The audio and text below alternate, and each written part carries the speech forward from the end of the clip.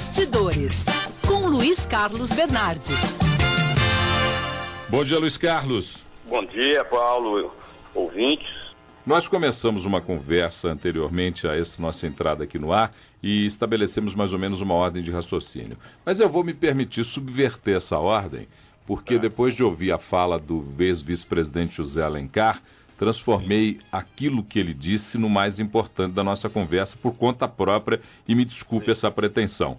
Mas é porque eu queria que você comentasse um pouco, mesmo porque sabemos da sua proximidade com o vice-presidente José Alencar, da forma como você se relaciona com ele, comentasse um pouco essa atitude que você mesmo sempre intitula de guerreiro. Que guerreiro esse Zé Alencar, hein?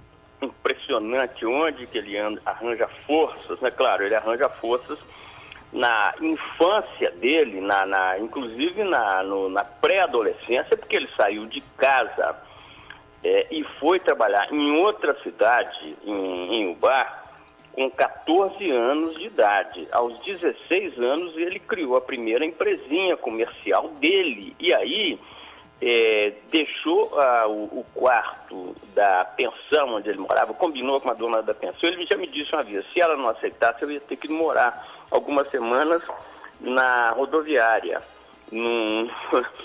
dormir num banco da rodoviária, mas acabaram acertando. O Zé Alencar saiu do quarto, foi dormir debaixo de uma escada na pensão.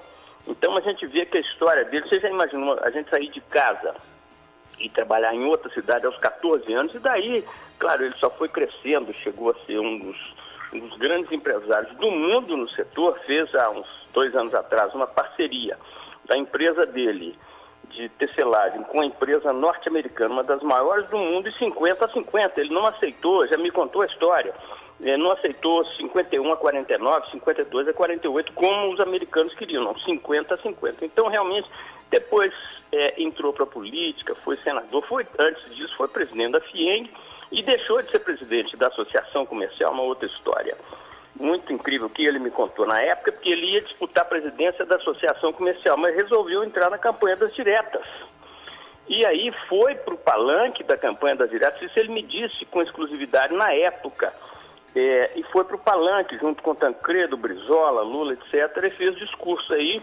Seus companheiros, alguns companheiros de associação comercial não gostaram e derrubaram a candidatura dele. Aliás, há um tempo, um ano e meio atrás, ele foi homenageado pela Associação Comercial por esse episódio, como se a Associação Comercial pedisse desculpas a ele.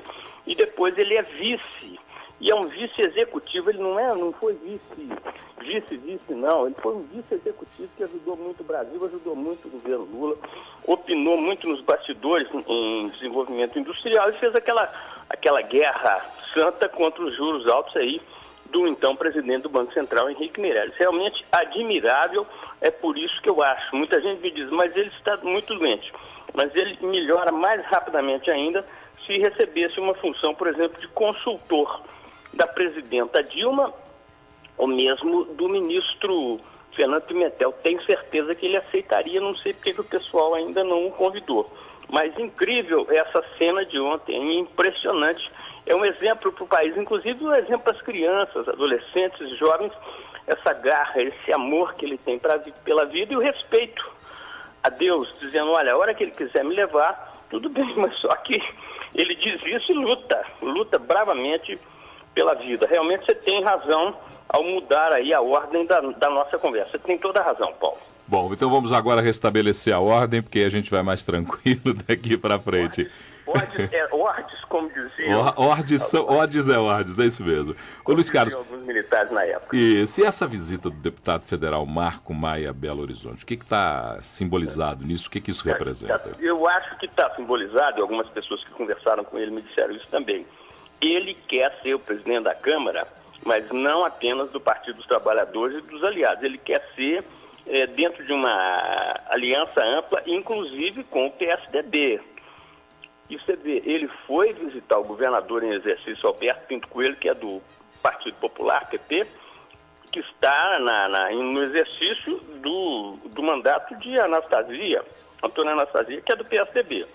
Participaram da reunião com ele vários deputados, inclusive Nárcio Rodrigues, que hoje é secretário de Estado de Ciência e Tecnologia, e que é presidente do PSDB de Minas. Então, teve muita gente do PT, mas eu achei importante, e também visitou Márcio Lacerda, prefeito do PSB, achei importante esse simbolismo de Marco Maia reunir gente de vários partidos. E outra coisa, ao visitar o governador em exercício e o prefeito, ele falou que topa discutir reforma tributária, reforma administrativa e divisão dos royalties do minério, que é muito importante. Ele, inclusive, teria se mostrado a favor de uma discussão imediata sobre o marco regulatório mineral. Ou seja, isso seria muito importante porque Minas é prejudicada aí há muitos e muitos anos, há muitas décadas, porque recebe menos proporcionalmente em relação ao que recebem os estados que têm petróleo. Muito importante, e achei interessante isso, esse gesto dele de sentar e dialogar com muita gente. Perfeito. E a possibilidade do ex-prefeito Fernando Pimentel, agora ministro, ter um gabinete também em Belo Horizonte, é exemplo do que pretende ter a presidente Dilma Rousseff? Eu acho que isso é importante. Existe a possibilidade de ser um gabinete só, o de Dilma, e que seria também ocupado por Pimentel. Mas também tem a outra hipótese de Pimentel ter o gabinete dele. Eu acho importante essa disposição de Pimentel para o diálogo com a sociedade mineira, com os empresários, com os trabalhadores, com a sociedade civil. Enfim, eu acho muito importante essa postura, que seria muito bom aí, essa postura nova, se realmente se concretizar, acredito que sim, dos ministros terem gabinetes aqui. E realmente vai ser muito bom porque a pressa dá mais velocidade ao diálogo com a sociedade. Perfeito. E com relação a Furnas, nós já temos alguma definição sobre a diretoria de Furnas? Um cargo de segundo escalão bastante cobiçado? Sim, a presidenta Dilma estaria disposta a entregar Furnas para o PMDB. É um sonho do PMDB, mas não para um político, e sim para uma pessoa de formação técnica como Flávio Decar, ou então o ex-presidente da Uzi Minas, Castelo Branco. Enfim, ela gostaria sim de entregar para o PMDB, mas para a pessoa de experiência no setor, experiência na direção de uma grande empresa, o que pode ser positivo também. Perfeito, Luiz Carlos Bernardes, que conversa todas as manhãs conosco sobre os bastidores da política em Minas Gerais e no Brasil. Luiz, um grande abraço para você, uma boa quarta-feira e até amanhã. Até amanhã, Paulo. Grande abraço. Abraço.